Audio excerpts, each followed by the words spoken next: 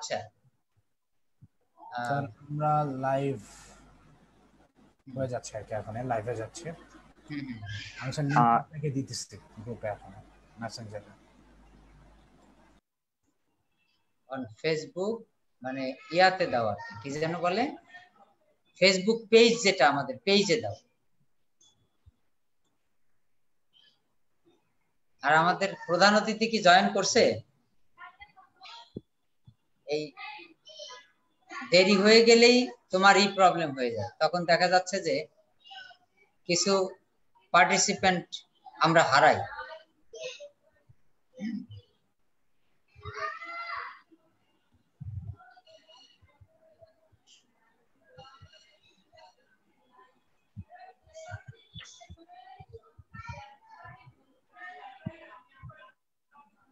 Share হয়েছে সাত্তার? জি sir, আমি sir লিংকটাও আপনাকে দিয়ে দিছি স্যার ইনবক্সে। আমাকে আমার ইয়াতে নাকি একাডেমিক গ্রুপে? স্যার আপনার ইনবক্সে দিছি। আচ্ছা ঠিক আছে।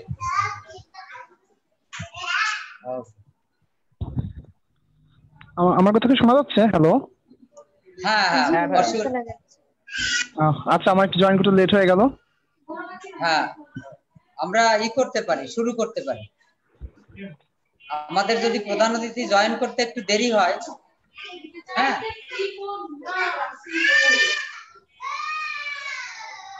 এই একটু কিছুক্ষণের জন্য ওরা একটু সরাও তো।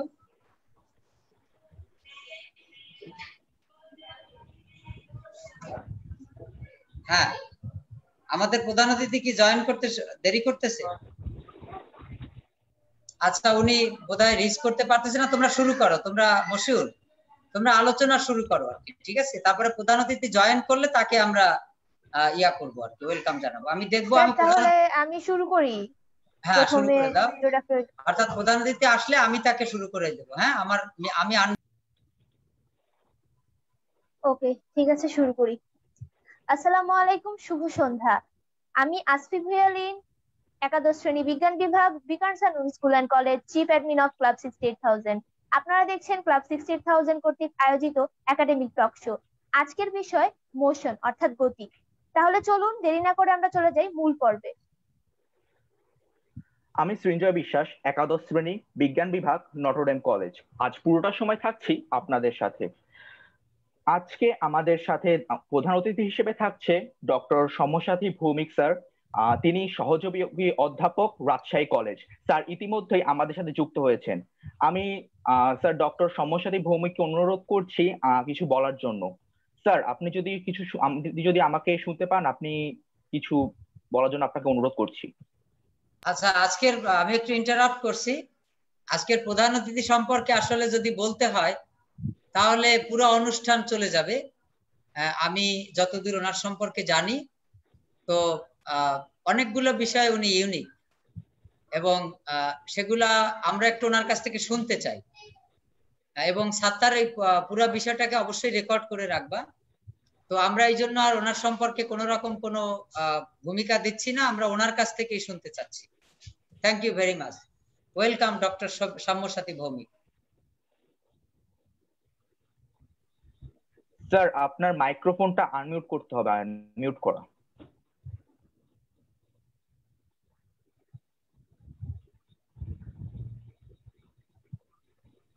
স্যার আপনার মাইক্রোফোনটা এখন আনমিউট করেননি, এটা আনমিউট করতে হবে ওটা। এখন শোনা যায়? জি স্যার, শোনা যাচ্ছে। জি স্যার, এখন শোনা যায়? জি স্যার, ধন্যবাদ। আমি শুরু করতে পারি? অবশ্যই স্যার। আচ্ছা, তো আমরা তো আজকে একাডেমিক টক শো আমরা পার্টিসিপেট করছি। এর আগে আমি 2টি অনুষ্ঠান দেখেছি। তো আমাদের যে বিষয়টি হচ্ছে শেখাতে যে শেখা, এই যে কনসেপ্ট, এই কনসেপ্টটি আমার কাছে প্রথমে যখন আমি শুনি তখন আমি বিষয়টি নিয়ে একটু ভেবেছি যে শেখাতে যে শেখা, এই বিষয়টি আসলে আমরা ইংরেজিতে এর সঙ্গে পরিচিত, বাংলায় পরিচিত নয়। কিন্তু মজার বিষয়টি হচ্ছে আমরা যারা ইংরেজি সাহিত্য এবং ভাষার সঙ্গে যারা ভাষা নিয়ে যারা পড়াশোনা করি, তারা একটি জিনিস জানি যে আধুনিক যে কনসেপ্ট, সেটি হচ্ছে যে শিক্ষক সবসময় ক্লাসে কথা বলবেন আর শিক্ষার্থীরা সেটি শুনবেন, বিষয়টি কিন্তু এরকম আর নেই। এটি এক সময় ছিল, এটি পরিবর্তিত হয়েছে। বর্তমান যে প্রেক্ষাপট, সেই প্রেক্ষাপটে কিন্তু শেখাতে যে শিখতে হয়। যেমন আমি একজন শিক্ষক, আমি যখন ক্লাসরুমে আমি যখন শেখাবো, তখন এই শেখাতে যে আমাকে বেশ কিছু বিষয় আমাকে ফেস করতে হয়। ফার্স্টলি আমার যে অভিজ্ঞতা সেটি হচ্ছে উইলস লিটল ফ্রস্ট স্কুলের যে অভিজ্ঞতা, সানিডেলের যে অভিজ্ঞতা, এখন রাজশাহী কলেজে পড়াচ্ছি অনার্স, মাস্টার্স এবং এইচএসসি। এই সম্পূর্ণ অভিজ্ঞতার আলোকে যদি আমি কথা বলি, তাহলে আমাকে বলতে হবে যে আমি যখন পড়াতে যাই, এমন অনেক নতুন নতুন বিষয় শিক্ষার্থীদের কাছ থেকে আমিও কিন্তু প্রতিনিয়ত শিখছি। এমন কিছু বিষয় থাকে যে বিষয়টি সম্পর্কে আমার হয়তো সরাসরি কোনো ধারণাই ছিল না, পড়াতে যে আমি সেই বিষয়গুলো এনকাউন্টার করছি, তাদের সংস্পর্শে এসে সেগুলো আমরা জানার চেষ্টা করছি। এবং আরো ইন্টারেস্টিং ব্যাপার হচ্ছে আমাদের যে, আমি যেমন ইংরেজি শিক্ষক, তো আমি যখন ল্যাঙ্গুয়েজ নিয়ে কথা বলি, এখন কিন্তু নতুন নতুন শব্দ আসছে এবং এই যে ইন্টারনেটের কারণে, অনলাইনের কারণে অনেক নতুন শব্দ ডিকশনারিতে অ্যাড করা হচ্ছে। এই শব্দগুলো অনেকগুলোর সঙ্গে কিন্তু আমাদের পরিচয় ছিল না। তো যখন আমরা শেখাতে যাচ্ছি স্টুডেন্টদেরকে, তখন তাদের মাধ্যমে এই নতুন নতুন শব্দগুলো কিন্তু আমরা জানতে পারছি এবং সেগুলোকে ব্যবহার করতে পারছি আমরা।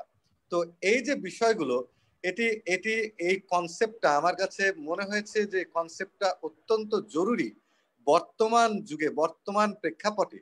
এই শিক্ষার্থীদেরকে আপনার সুন্দর করে আমরা যখন শেখাতে যাই, তখন ভার্চুয়ালি যেটা হয় যে উল্টো তাদের কাছ থেকেও আমাদের অনেক কিছু শিখতে হয় এবং আমরা শিখতে পারি। এটি আমি শিক্ষক হিসাবে আমার অভিজ্ঞতার কথা বললাম।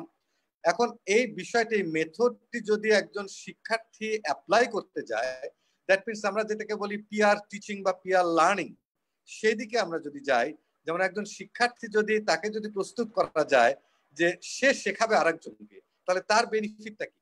তার বেনিফিটটা হচ্ছে যখন সে শিখাতে যাবে, তখন তার ফার্স্টলি নিজেকে পড়তে হবে এবং সেকেন্ডলি তাকে অন্যরা, তার ক্লাসমেট যারা আছে তাদেরকে যখন সে শেখাতে যাবে, সে ক্লাসমেটদের কাছ থেকেও সে ফিডব্যাক পাবে এবং তাদের কাছ থেকেও সে নতুন নতুন জিনিস শিখতে পারবে। তো আমি আসলে এই বিষয়টাতে খুবই মুগ্ধ হয়েছি। তো আমার সাবজেক্টের সঙ্গে তো এটি যাই, আমি ইংরেজি শিক্ষক, তো আমার বিশ্বাস এটি যে কোনো সাবজেক্টের সঙ্গে যাবে। এবং বর্তমান প্রেক্ষাপটে পুরো পৃথিবীতে যে মেথড, যে কনসেপ্টটি চালু, সেটি হচ্ছে একসঙ্গে পড়াশোনা করা এবং একসঙ্গে মানে পেয়ার ওয়ার্ক অথবা গ্রুপ ওয়ার্ক। এটি খুবই ভাইটাল। আমরা চাকরি ক্ষেত্রেও দেখি টিম ওয়ার্কের যে ব্যাপারটি, এখন ইন্ডিভিজুয়ালি কোনো কাজকে কিন্তু যতটা না প্রাধান্য দেওয়া হয়, তার চেয়ে বেশি দেওয়া হয় হচ্ছে টিম ওয়ার্ককে। এবং এই টিম ওয়ার্কের জন্ম হয় আমাদের আসলে শেখাতে যে, এবং নিজেও যদি শেখার মানসিকতা থাকে, তাহলে পরে এই টিম ওয়ার্কের জন্ম হয়। তো আমি আসলে আজকে যিনি শিক্ষক, তাকে আজকে যিনি আসলে কথা বলবেন, আমি আসলে ইন্ট্রোডিউস করে দিলাম। তো যিনি কথা বলবেন আজকের এই অনুষ্ঠানে, যে শিক্ষক কথা বলবেন, আমি তাকে অনুরোধ করব এখন তার ক্লাসটি শুরু করার জন্য। আর আমাকে আজকে এখানে কথা বলতে সুযোগ করে দেওয়া হয়েছে, সেজন্য আন্তরিক ধন্যবাদ জানাই।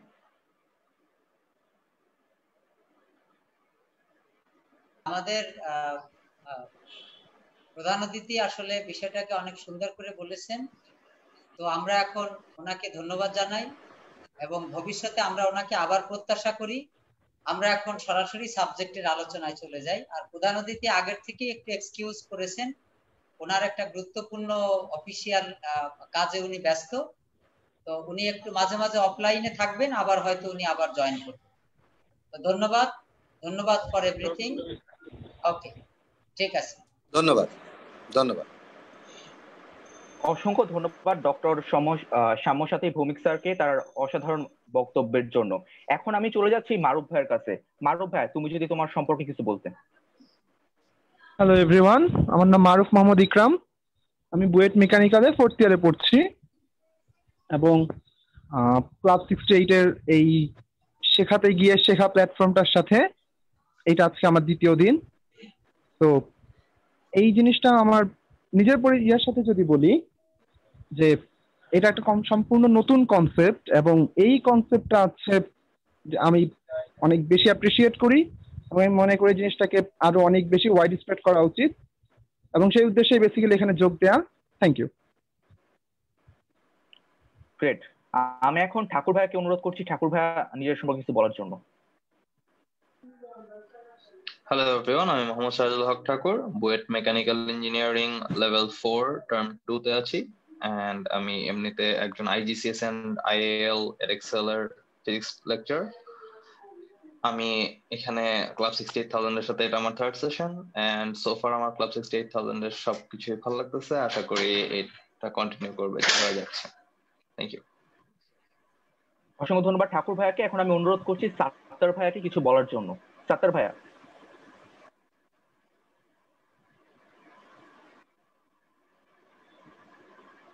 সাত্তার ভাইয়া কি আমাকে শুনতে পারছো?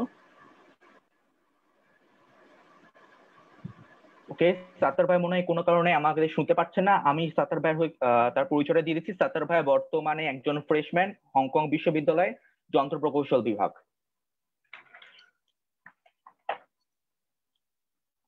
আমি তার সাথে একই সাথে ধন্যবাদ জানাচ্ছি স্যার মোহাম্মদ দাউদ ইকবালকে তার অসাধারণ শুভেচ্ছা বাণীর জন্য। তাহলে আর দেরি কেন, আমরা সরাসরি আমাদের মূল আলোচনায় চলে যাই। আজকে আমাদের আলোচনার মূল বিষয় গতি বা মোশন। তো প্রথমে আমি মারুফ ভাইয়ের কাছে জানতে চাচ্ছি, মারুফ ভাইয়া আসলে এই গতি জিনিসটা কি?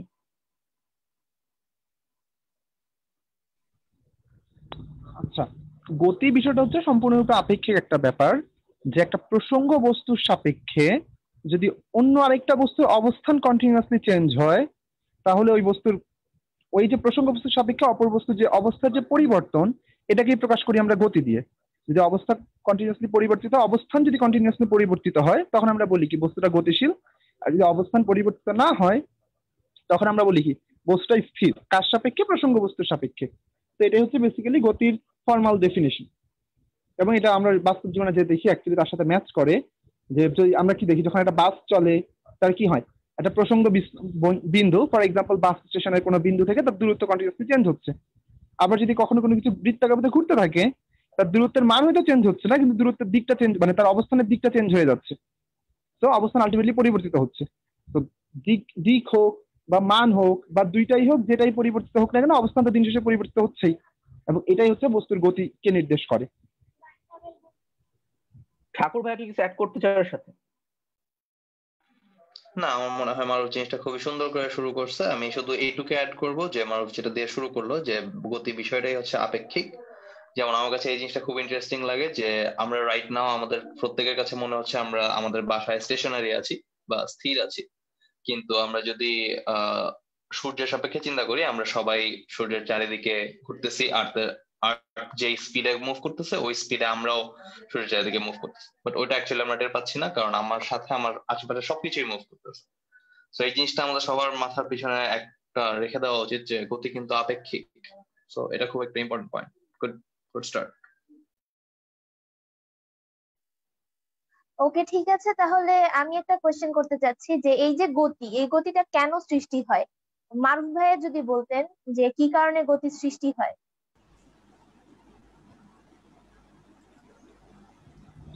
আচ্ছা, তো যদি আমরা ফর এক্সাম্পল যদি আমরা ইয়ে থেকে চিন্তা করি, যে একটা অবজেক্ট যদি চিন্তা করি যে প্রসঙ্গ বস্তুর সাপেক্ষে স্থির ছিল, এখন যদি এমন হয় প্রসঙ্গ বস্তুর সাপেক্ষে যদি তার উপর কোনো ফোর্স অ্যাপ্লাই হয়, তখনই তার গতির অবস্থাটা চেঞ্জ হয়ে যাবে।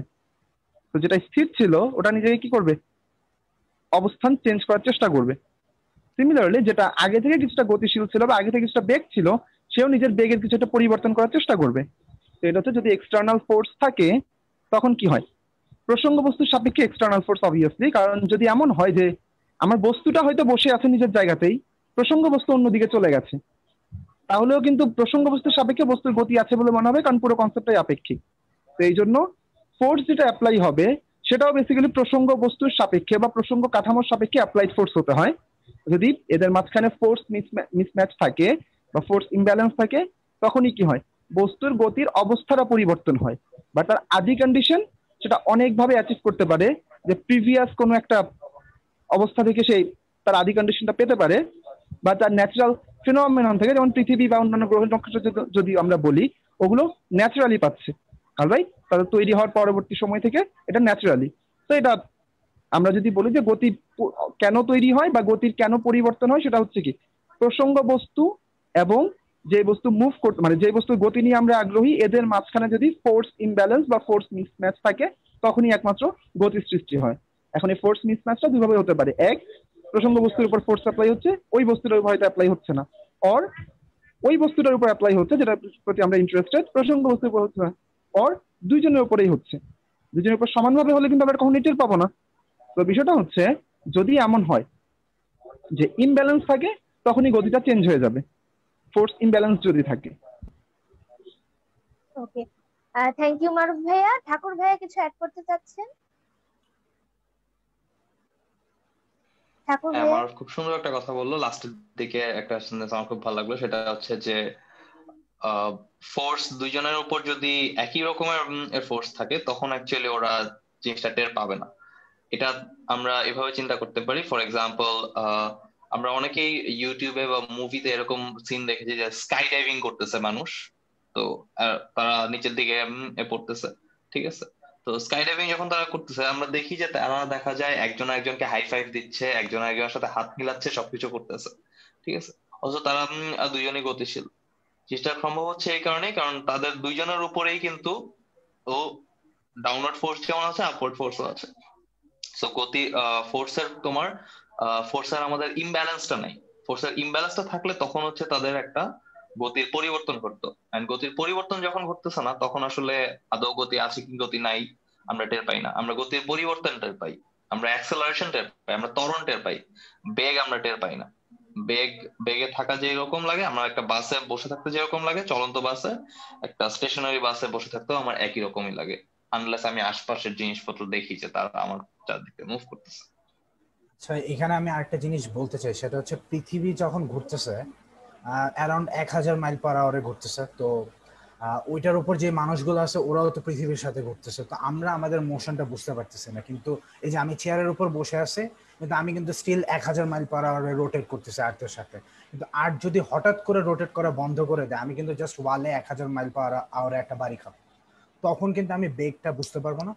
যদি আমি চিন্তা করি তুমি ওয়ালে বাড়ি খাবে না, কারণ ওয়ালটাও 1000 মাইল পার আওয়ারে দৌড় আচ্ছা, দিবে। হ্যাঁ ওয়ালটা, হ্যাঁ টেকনিক্যালি বাড়ি খাবো, কিন্তু ওয়ালটা যদি পৃথিবীর সাথে আটকানো, পৃথিবীর সাথে যদি ওয়ালটাও থেমে যায় তখন হচ্ছে তখন ঠিক আছে, বাড়িটা খাবো। হ্যাঁ, তখন বাড়িটা খাবা। হ্যাঁ, পৃথিবী থামলে তো ওয়ালটাও থামবে। টেকনিক্যালি জাস্ট আমি চেয়ার টেবিল এগুলি যে বাড়িটা খাবো আর কি ওয়ালের সাথে।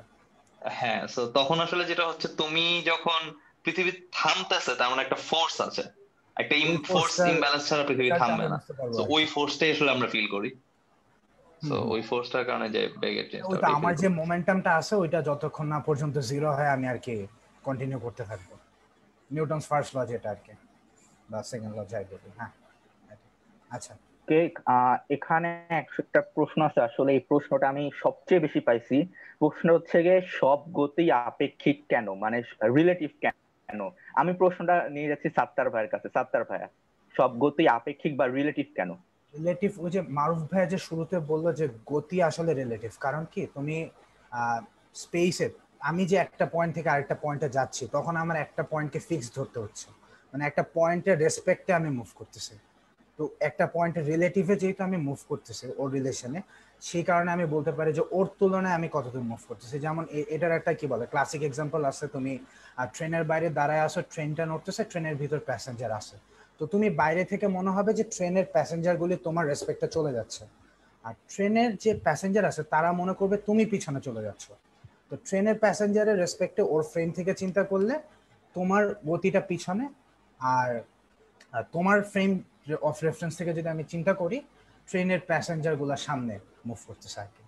তো এটাই আমাদের স্পেসে একটা পয়েন্টকে আমরা আর কি ফিক্সড ফ্রেম ধরি, ওখান থেকে আমার রিলেটিভ মোশনটা চিন্তা করতে হয়। এখানে মারুফ ভাই কিছু অ্যাড করলে আমার মতে বেটার হবে। মারুফ ভাই বা ঠাকুর ভাই, এখানে হচ্ছে যদি আমরা বলি যে না এটা পরম গতি আমি চাই, তার জন্য অবভিয়াসলি একটা পরম স্থির প্রসঙ্গ কাঠামো লাগবে। এখন এখানে দুইটা পয়েন্ট আছে, দুইটা আর্গুমেন্টের পয়েন্ট। এক, যে পরম স্থির প্রসঙ্গ কাঠামো নাই, পুরো ইউনিভার্সে কোনোটাই পরম স্থির প্রসঙ্গ কাঠামো না। তো যেহেতু পরম স্থির প্রসঙ্গ কাঠামো না, তুমি যেটাকেই প্রসঙ্গ কাঠামো ধরো না কেন ওটা অন্য কারো না কারো সাপেক্ষে গতিশীল। দ্যাটস ওয়াই তোমার মোশন অলওয়েজ রিলেটিভই হবে, কারণ তুমি একটা বস্তুকে ধরতে হবে এইটা সাপেক্ষে আমি চিন্তা করতেছি। আরেকটা আর্গুমেন্ট যেটা, সেটা হচ্ছে যদি পরম স্থির প্রসঙ্গ হাইপোথেটিক্যাল কেস বস্তু থেকেও থাকে, তুমি কোনোদিন টের পাবা না ওটা পরম স্থির প্রসঙ্গ বস্তু। তো তোমার মোশন যে পরম এটা তুমি কোনোদিন প্রমাণই করতে পারবা না। তো প্রথমত নাই, বাট কোন একটা হাইপোথেটিক্যাল ইউনিভার্সে যদি পরম স্থির প্রসঙ্গ বস্তু থেকেও থাকে, ওটা তুমি কোনোদিন প্রুফ করতে পারবে না, ওটা কোনোদিন তুমি শো করতে পারবে না যে এটা পরম স্থির। তো দ্যাটস ওয়াই যেহেতু পরম স্থির প্রসঙ্গ বস্তু আছে কিনা এটাই আমি নির্ণয় করতে পারবো না, দ্যাটস ওয়াই আমি কোনোদিন আমার গতিকে পরম বলে ডিফাইনই করতে পারবো না।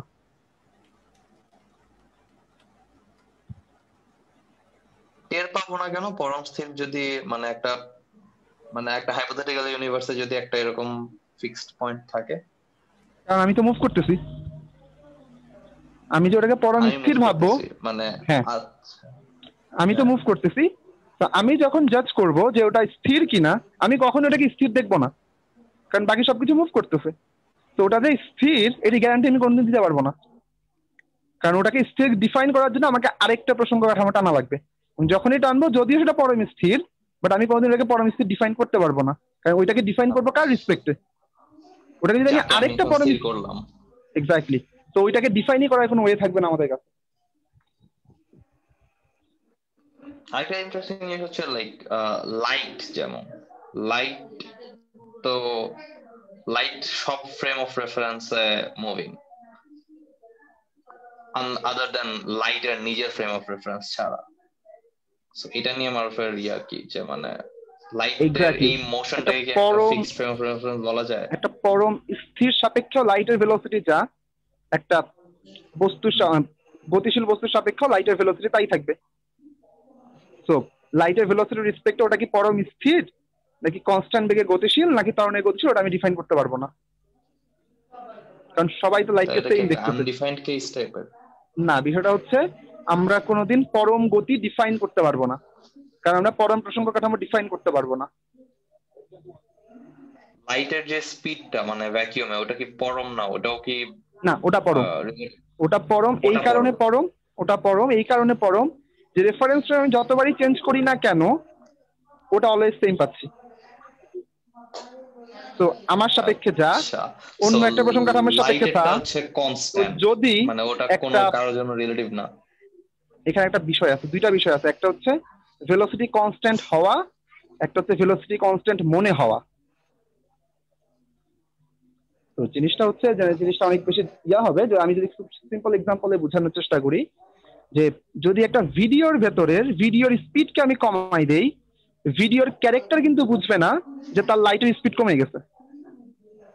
তো আমাদের যেটা হয় আমাদের সেন্স আমাদের পারসেপশন পুরোটাই রেডিয়েশনের ভেলোসিটির উপর ডিপেন্ডেন্ট, লাইট ভেলোসিটির উপর ডিপেন্ডেন্ট। তো লাইটের স্পিড যদি কোনো কারণে ডাবল হয় আমাদের পারসেপশন স্পিডও ডাবল হয়ে যাবে, এবং পারসেপশন ডাবল হয়ে গেলে আমি কোনোদিন টের পাবো না স্পিড ডাবল হয়েছে। তো স্পিড ডাবল হওয়া এক জিনিস, স্পিড ডাবল হওয়া বুঝতে পারা আরেক জিনিস। মানে আমি যে বাইরে আছে আমি যে লাইটের স্পিড মাপবো বা যেটা রিয়েলাইজ করবো ভিডিওর ভিতরে যে আছে সেও সেম লাইটের স্পিড মাপবে। হ্যাঁ, অলদো আমি দেখতেছি ভিডিও স্থির হয়ে গেছে, ভিডিওর স্লো মোশনে চলতেছে, কিন্তু ভিডিওর ভিতরে ক্যারেক্টারটার পারসেপশন স্লো মোশনে হয়ে গেছে এক্স্যাক্টলি ওই রেশিওতে। ওই ক্যারেক্টার এখনো ভাববে যে আমার লাইটের স্পিড তো সেমই আছে, সেম মাপবে, সেম হবে কিনা এটা আর্গুমেন্টের বিষয়, কিন্তু সেম মাপবে অলওয়েজ। তো যেহেতু যে কোনো রেফারেন্স ফ্রেমের রেসপেক্টে সেম মাপা হয়, তো পরম প্রসঙ্গ সাপেক্ষে সেম মাপা হবে। সেম হবে কিনা এটা নিয়ে আসলে ডিটেলস বলাটা খুবই ঝামেলার, এটা হচ্ছে বেশ আর কি আমি নিজে এটা নিয়ে অনেক কনফিউজ যে সেম কিনা। হ্যাঁ, topic of debate, and same কিনা আর সেম মাপে কিনা যেটা ডিফারেন্ট জিনিস। মানে সেম মাপি প্রবাবলি বিকজ আমরা ওই যে যেটা বললো যে আমরা আমাদের পারসেপশন হচ্ছে ইলেক্ট্রোম্যাগনেটিক স্পেকট্রাম। এক্স্যাক্টলি, আমরা এই ভেলোসিটির সাথে টিউন স্পেকট্রাম ইউজ করতে পারতাম তাহলে হয়তোবা। মানে জিনিসটা হচ্ছে এরকম একটা সুন্দর এক্সাম্পল করছি যে ধরো একটা নদীতে স্রোত যাচ্ছে, তো আমি স্রোতের ভেলোসিটি মাপতে চাই, আমি করলাম কি নদীতে একটা টারবাইন বসাইলাম। তো আমার নিয়মটা হচ্ছে এরকম যে টারবাইন যদি একবার ঘুরে সেটা 1 সেকেন্ড, এরপর নদীতে আমি একটা কাঠের গুঁড়ি ফেলে দিলাম, কাঠের গুঁড়িটা মুভ করতেছে। আমি দেখলাম যে টারবাইন একবার ঘুরলো, কাঠের গুঁড়ি 5 মিটার গেল, কাঠের গুঁড়ির বেগ হচ্ছে বা স্রোতের বেগ হচ্ছে 5 মিটার পার সেকেন্ড। এখন যদি বেগ যদি 10 হয় টারবাইন একবার না টারবাইন 2 বার ঘুরবে, তো টাইমটা সে ডাবল কাউন্ট করবে, স্পিড ডাবল কাউন্ট হবে, সে ভেলোসিটি আমি এখনো সেম মাপবো, তাই মাপবো সেম কিন্তু ভেলোসিটি হয়ে গেছে দ্বিগুণ। তো যেই যেই ভেলোসিটির সাথে আমি টিউন, যেই ভেলোসিটির সাথে আমার পারসেপশন টিউন, ওইটা চেঞ্জ হচ্ছে কিনা এটা আমি টের পাবো না। এই জন্য আমি মাপবো সেম, বাট অ্যাকচুয়ালি সেম কিনা এটা টপিক অফ ডিবেট। এই ব্যাপারে কি মারুফ কোনো ইউটিউব ভিডিও বা বুক রেকমেন্ড করতে পারবা? এই ব্যাপারে আমি একটা আর্টিকেল পারসেপশন, এই যে পড়ছি। এই নৌকার এক্সাম্পলটা তুমি কোথায় দেখেছিলে? এই নৌকার এইটা এক্সাম্পলটা একটা আর্টিকেল পড়ছি, তাও বেশ আগের, তো আমি তো এই মুহূর্তে রেফারেন্স ম্যাটেরিয়াল তো প্রোভাইড করতে পারতেছি না, বাট ইন্টারেস্টিং, এটা খুব ইন্টারেস্টিং, খুঁজলে পাওয়া যাবে আই গেস। খুঁজলে পাওয়া যাওয়া উচিত, কারণ লাইক এই জিনিসটা নিয়ে বেশ লম্বা টাইম ধরে আর্গুমেন্ট হচ্ছে যে ভেলোসিটিকে সেম হওয়ার কথা নাকি সেম মাপার কথা। আচ্ছা, আমরা মনে হয় টপিক থেকে অনেকটাই দূরে চলে গেছি। আমাদের টপিকটা ছিল পরম কিছু পাওয়া যাবে কিনা। তো বিষয়টা হচ্ছে পরম, সবচেয়ে সহজ অ্যান্সারটা হচ্ছে পরম প্রসঙ্গ বস্তু আসলে নাই। যেহেতু পরম প্রসঙ্গ বস্তু নাই, আমরা কি করতে পারি না, পরম গতিকে কখনো ডিফাইন করতে পারবো না। কেউ কখনো দাবি করতে পারবে না আমার গতিটা এটা পরম। দ্যাটস ওয়াই সকল গতিকে আপেক্ষিক বলতে আমরা বাধ্য। Okay, great. We are having lots of questions. আচ্ছা, একজন প্রশ্ন করছে, তাসনিম তানহা, গতির সূত্রগুলোর প্রমাণ শেখা কতটুকু গুরুত্বপূর্ণ? ঠাকুর ভাই কি মনে করো, আসলে গতির যে সূত্রগুলো আছে, like s equals to ut plus half into ad square, v square equals to u square plus 2as, v equals to u plus ad, আসলে এগুলার সূত্র তো সবাই পড়ে, বাট এগুলার প্রমাণ শেখাটা আসলে কতটা ইম্পর্টেন্ট?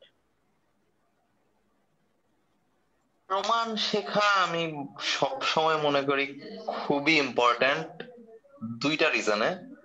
একটা হচ্ছে তুমি সেলফ স্যাটিসফ্যাকশন।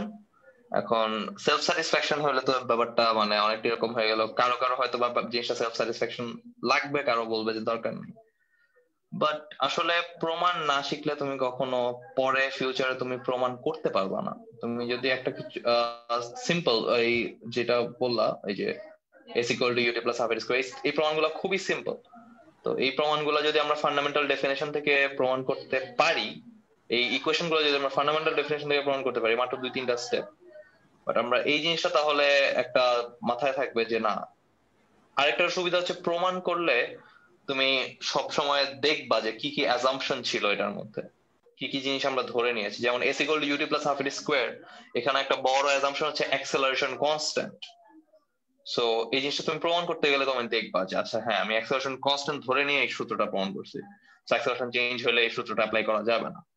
সো একটা সূত্র প্রমাণ যখন আমরা করি, তখন অ্যাজাম্পশন গুলা যে এই সূত্রটা কখন কখন ইউজ করা যাবে, এটা আমাদের খুব বেশি মানে ভালো একটা ইয়েতে থাকে আর কি, ব্যাকগ্রাউন্ডে থাকে। মারুফ ভাই কি মনে করো, আসলে কতটা ইম্পর্টেন্ট? আচ্ছা, এখন যেটা হচ্ছে যে আমাদের পরীক্ষাগুলোতে কখনো প্রমাণগুলো আসে না, প্রমাণ রিলেটেড ম্যাথ আসে। তো আমার আসলে মনে হয় এই পরীক্ষার পার্সপেক্টিভ থেকে প্রশ্নটা করা হয়েছে। হ্যাঁ, পরীক্ষার পার্সপেক্টিভ থেকে, পরীক্ষার জন্য তো প্রমাণ লাগবে না, বাট তুমি যদি বিষয়টা কনসেপ্টটা ক্লিয়ার করতে চাও, তোমার প্রমাণটা বোঝা উচিত অন্তত। অনেক সময় হয়তো মানে মনে নাও থাকতে পারে, বাট অ্যাটলিস্ট বোঝা উচিত, তাহলে কনসেপ্টটা ক্লিয়ার থাকে। বা কিছু কিছু অ্যাজাম্পশন থাকে, আমরা অনেক সময় এক লাইন থেকে আরেক লাইনে জাম্প করি কিছু অ্যাজাম্পশনের বেসিসে, এন্ড তখন যদি অ্যাজাম্পশন গুলো ভায়োলেট করে, তখন ওই জাম্পটা হয়তো পসিবল নাও হইতে পারে। তো এই ধরনের এক্সেপশনাল কেসগুলোর জন্য বা জিনিসটা কনসেপ্টটা ক্লিয়ার করার জন্য আমাদের কি করা উচিত, প্রমাণটা বোঝা উচিত বা শেখা উচিত। বাট পরীক্ষার জন্য ডেফিনেটলি প্রমাণটা লাগে না। ওকে, আমরা একটা ভালো প্রশ্ন পাইছি যে আসলে পড়ন্ত বস্তুর ক্ষেত্রে গতির সূত্রগুলো কিভাবে পরিবর্তিত হয়। মানে ফলিং বডিজ এর ক্ষেত্রে যে আমরা যে গতির সূত্রগুলো ইউজ করি, like s equals to ut plus half into ad square, এই সূত্রগুলো যখন ফলিং বডিজ এর ক্ষেত্রে কিভাবে পরিবর্তিত হয়ে যায়। তো মারুফ ভাই কি মনে করো?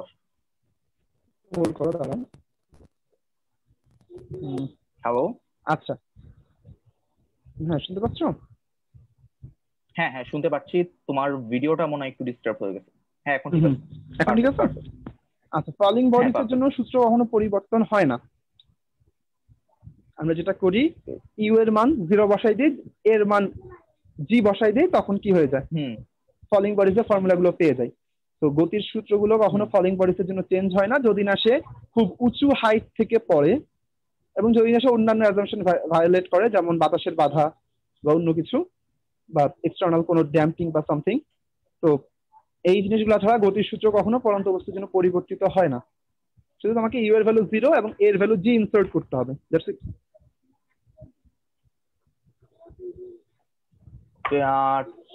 ঠাকুর ভাইয়া কি মনে করো? হ্যাঁ, অবশ্যই মনে করি আলাদা করে পরন্ত বস্তুর জন্য আলাদা করে সূত্র পড়ার কোনো মানে হয় না। মানব যেটা বললো, ইউ এর মান 0 যদি স্টেশনারি থেকে ছাড়া হয়, এন্ড অ্যাক্সেলারেশনের মান জি।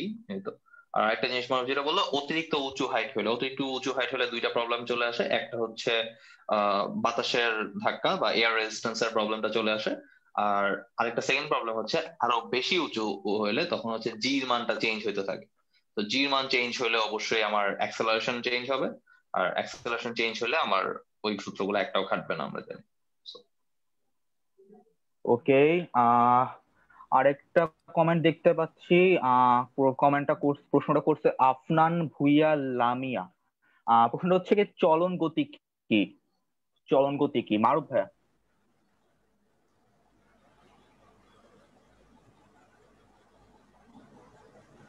হ্যালো মারুফ ভাইয়া, শুনতে পাচ্ছেন আমাকে? মাইকটা মিউট করা মারুফ ভাইয়ার। আচ্ছা ঠিক আছে, তাহলে কোশ্চেনটা ঠাকুর ভাইয়া অ্যানসার করুক যে চলন গতি কি। চলন গতি মানে হচ্ছে কি ট্রান্সলেশনাল মোশন।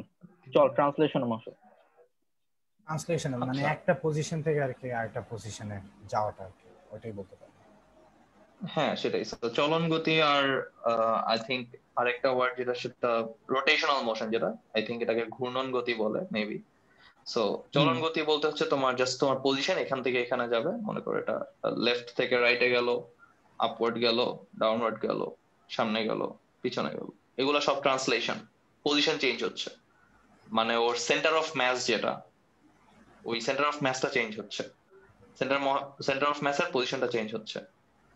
আর ঘূর্ণন গতি যেটা, ওইটা হচ্ছে তোমার সেন্টার অফ মাসটা সেম থেকে জাস্ট ওর সেই পজিশনটা, ওরিয়েন্টেশনটা রোটেট করবে। সো যেখানে ছিল ওখানেই আছে, ওর মেইন পজিশনটা সেমই আছে, বাট ও ঘুরতেছে, রোটেট করতেছে, তাই না? দুইটা একই সাথেও হইতে পারে। একটা চাকার বেলা যেটা হয়, রোটেশন এন্ড ট্রান্সলেশন একই সাথে। তো একটা চাকার বেলা ভাইয়া যে এটাকে যদি আমরা চলন গতি বলি, লিনিয়ার মোশন, এই যে এটাকে আমরা চলন গতি বলছি, যে এখান থেকে এখানে যাচ্ছে বা সামনে পেছনে এরকম করছে, এটা যদি এইভাবে যায় তাহলে এটাকে কি গতি বলা হবে? এটা কি তখনও চলন গতি থাকবে যখন এটা দিক চেঞ্জ করবে? পজিশন চেঞ্জ হলে আর কি ট্রান্সলেশনাল মোশন বলা যায়। হ্যাঁ আচ্ছা, লিন খুব ইন্টারেস্টিং জিনিস দেখাচ্ছ, দেখো পয়েন্টে গেলেই আর কি ওটা ট্রান্সলেশনাল মোশন।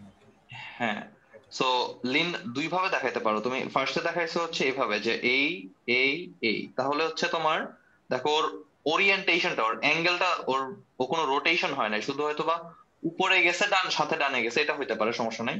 মানে সাইনোসয়েডাল মুভ করলো, উপরেও গেছে, ডানেও গেছে, অ্যাঙ্গেলটাও যদি চেঞ্জ হইলে তখন কিন্তু ইয়ে হয়ে গেছে, তখন হচ্ছে তোমার দুইটাই হয়েছে, দুইটাই চলনও হয়েছে, ঘূর্ণনও হয়েছে, মানে ট্রান্সলেশন মোশন, রোটেশনাল মোশন দুইটাই হয়েছে।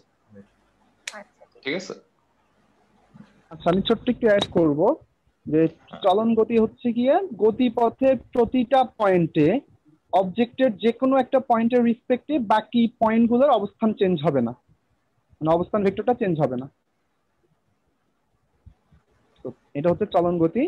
তো এই হিসাবে তুমি যে কোনো রকম মোশন যদি দেখো যে তার ওরিয়েন্টেশনে চেঞ্জ হয় না, দ্যাট মিন্স কোনো একটা পয়েন্টকে রেফারেন্স পয়েন্ট ধরে নাও, যদি এক্সটার্নাল রেফারেন্স ফ্রেমের রেসপেক্টে যদি তার চেঞ্জ না হয়। আচ্ছা রেফারেন্স ফ্রেমটা কিন্তু এক্সটার্নাল হইতে হবে, বাট বাকি পয়েন্টগুলোর রিলেটিভ পজিশন যদি চেঞ্জ না হয় তাহলে এটা হবে ট্রান্সলেশনাল মোশন। ওকে গ্রেট, ডেফিনিশনটা আমরা নেক্সট কোশ্চেনে চলে যাচ্ছি। একটু ইন্টারাপ্ট করছি সিনজয়, সেটা হলো যে আমাদের আবু দাউদ স্যার তার যে অভিজ্ঞতা লব্ধ জ্ঞান থেকে কিছু প্রবলেমের কথা বলেছেন, ওইগুলোর উপর একটু ফোকাস করা যায় কিনা খেয়াল রাখবো। হ্যাঁ জি স্যার, আমরা ওটাতে একটু পরে যাচ্ছি, আমরা কমেন্টের কোশ্চেনগুলোর আনসার দিয়ে ওখানে যাচ্ছি। আচ্ছা ঠিক আছে, সুন্দর হচ্ছে। আচ্ছা আমাদের পরবর্তী যে কমেন্টটা ছিল, যে প্রশ্নটি করেছে আরিক মোর্শেদ নিয়ন, তার প্রশ্ন হচ্ছে কি ঘূর্ণন গতি কি? মারুফ ভাইয়া। আচ্ছা যদি এমন হয় যে একটা বস্তু চলার পথে যদি এক্সটার্নাল রেফারেন্স ফ্রেমের রেসপেক্টে যদি তার বিভিন্ন পয়েন্টের রিলেটিভ পজিশন গুলো চেঞ্জ হয়ে যায়, তাহলে ওই ঘূর্ণনটা ওটা হচ্ছে ঘূর্ণন গতি। তো এখন এটা হচ্ছে কি, এটা ইউনিফর্মলি চেঞ্জ হতে পারে, নন ইউনিফর্মলি চেঞ্জ হতে পারে, অলরাইট। বা যদি রিলেটিভ পজিশন চেঞ্জ হয় তবে সেটাই হচ্ছে কি ঘূর্ণন গতি। তো আমরা যখনই ঘূর্ণন বলি আমরা সবসময় ধরে নেই কি যে ইউনিফর্মলি চেঞ্জ হইতে হবে, বাট এটা সবসময় হইতে হবে এমন না। নন ইউনিফর্মলি চেঞ্জ হলে সেটাকে ঘূর্ণন গতি বলা যায়। তো জেনারেল ডেফিনেশন বলা যেতে পারে যে এক্সটার্নাল রেফারেন্স ফ্রেমের রেসপেক্টে যদি বস্তুর চলার পথে বিভিন্ন পয়েন্টে তার রিলেটিভ পজিশন গুলো চেঞ্জ হয়ে যায়, তার অবজেক্টের উপর ডিফারেন্ট পয়েন্টস এর রিলেটিভ পজিশন চেঞ্জ হয়ে যায়, ওটা একটা রোটেশনাল মোশন। ওকে, আমরা যদি পরবর্তী কোশ্চেনটা দেখি সেটা হচ্ছে গিয়ে প্রায় একই রকমই বলা চলে, মানে প্রশ্ন হচ্ছে গিয়ে সরল স্পন্দন গতি কি? সরল স্পন্দন গতি, ঠাকুর ভাই সরল স্পন্দন গতি কি? সরল স্পন্দিক মানে হচ্ছে গিয়ে সিম্পল হারমোনিক মোশন যেটা। আচ্ছা, সরল স্পন্দন গতি বা সিম্পল হারমোনিক মোশনকে দুই ভাবে ডিফাইন করা যায়। একটা হচ্ছে একদম ফান্ডামেন্টাল ডেফিনেশন, আর একটা হচ্ছে একটু মোটামুটি ইন্টারমিডিয়েট লেভেলে আমরা যেটা পড়ি। ইন্টারমিডিয়েট লেভেলে আমরা যেটা ডেফিনেশনটা পড়ি ওটাও very very good, more than good enough in 99% cases. সেটা হচ্ছে এমন একটা মোশন যেই মোশনে যেই রেজাল্টেন্ট ফোর্সটা আছে, রেজাল্টেন্ট ফোর্সটা ডাইরেক্টলি প্রপোর্শনাল হবে তার পজিশনের সাথে বা তার ডিসপ্লেসমেন্টের সাথে, তার ইকুইলিব্রিয়াম পজিশন থেকে ডিসপ্লেসমেন্টের সাথে। যেমন একটা স্প্রিং এর মধ্যে যদি আমি একটা বস্তুকে অ্যাটাচ করে তাকে টান দিয়ে ছেড়ে দেই, তাহলে অবশ্যই তার পজিশনের সাথে বা তার ডিসপ্লেসমেন্টের সাথে, সে তার ইকুইলিব্রিয়াম পজিশন থেকে কতটুকু দূরে আছে ওইটার সাথে ডাইরেক্টলি প্রপোর্শনাল হবে তার রেজাল্টেন্ট ফোর্সটা। সো যদি ডাইরেক্টলি প্রপোর্শনাল হয় রেজাল্টেন্ট ফোর্স আর ডিসপ্লেসমেন্ট, তাহলে হচ্ছে এটা একটা সিম্পল হারমোনিক মোশন। বাট এখানে আরেকটা কন্ডিশন আছে, সেটা হচ্ছে resultant force and displacement opposite ডিরেকশনে হবে, যেটাকে আমরা ম্যাথমেটিক্যালি লিখি as F directly proportional to minus X. So এটা হচ্ছে তোমার সরল স্পন্দন গতি বা simple harmonic motion. But simple harmonic মোশনের আরো ফান্ডামেন্টাল ডেফিনেশন যেটা আমরা ইউনিভার্সিটি লেভেলে ইউজ করি সেটা হচ্ছে এরকম যে যে কোনো মোশনকে, এমন একটা মোশন যেই মোশনকে আমি একটা সার্কুলার মোশনে ট্রান্সলেট করতে পারবো, মানে তার একটা, আমরা যেমন সিম্পল হারমোনিক মোশনকে যেমন আমরা একটা সার্কুলার মোশনে ট্রান্সলেট করে তার পজিশনটা দেখাই x = a cos omega t দিয়ে, ওরকম একটা মোশনকে যদি একটা সার্কেলে ট্রান্সলেট করা যায় তাহলে হচ্ছে ওটা সিম্পল হারমোনিক মোশন। মারুফ যদি এটা আরেকটু ওই যে সার্কেলের পার্টটা একটু অ্যাড করো, মনে হয় আরো ক্লিয়ার হবে। আচ্ছা, আমরা যেটা নরমালি সিম্পল হারমোনিক মোশন দেখি যেটা হচ্ছে একটা সার্কেলের মোশন দুই এক্সিস বরাবর হয়, প্রত্যেকটা এক্সিস বরাবর যে ইন্ডিপেন্ডেন্ট মোশন ওটা হচ্ছে বেসিক্যালি সিম্পল হারমোনিক মোশন। তো এটা তার ডেফিনেশন হিসেবে আমরা দিতে পারি না, আমরা ডেফিনেশন সবসময় দেখি যদি একটা বস্তুর গতি এমন হয় যে তার বল কি বলবো তার উপর তার ত্বরণ সর্বদা সরণের সমানুপাতিক এবং বিপরীতমুখী এবং সাম্যাবস্থান অভিমুখী, বা যদি বিপরীতমুখী না বলি সাম্যাবস্থান অভিমুখী বলি, তাহলে ওইটাই হচ্ছে কি সিম্পল হারমোনিক মোশন। এন্ড এটাকে ভিজুয়ালাইজ করার একটা ওয়ে হচ্ছে কি একটা সার্কুলার মোশনে দুইটা এক্সিস বরাবর যে ইন্ডিপেন্ডেন্ট মোশন ওই দুইটাই হচ্ছে কি পরস্পর 90 ডিগ্রি ফেজে থাকা দুইটা সিম্পল হারমোনিক মোশন।